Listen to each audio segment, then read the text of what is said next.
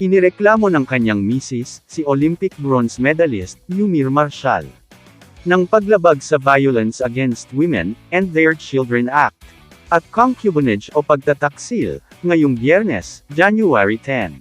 Sinasaktan din daw siya ng boksingero. Hawak daw niya ang ilang larawan ng umano'y ebidensya ng pananakit ng atleta. Ikinasal sila noong 2021, matapos manalo ni Yumir ng bronze medal, sa Tokyo 2020 Olympics.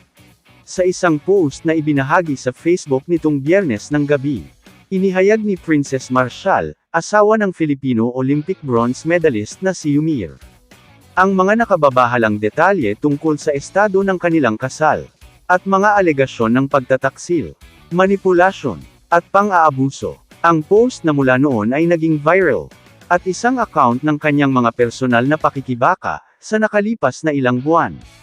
Ayon sa kanyang post, si Yumir at ang kanyang kinakasama, ay inaresto at ikinulong ng 5 araw.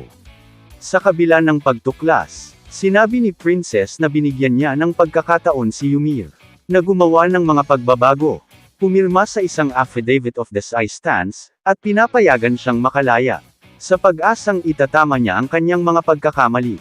Gayunpaman, inaangkin niya na sa halip na tubusin ang kanyang sarili, ay lumala ang mga aksyon ni Yumir.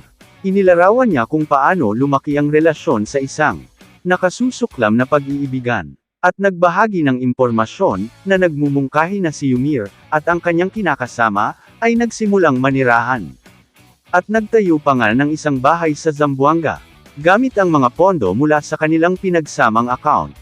Bagamat hindi maisapubliko ang ilang detalye ng kaso, dahil sa legal na dahilan.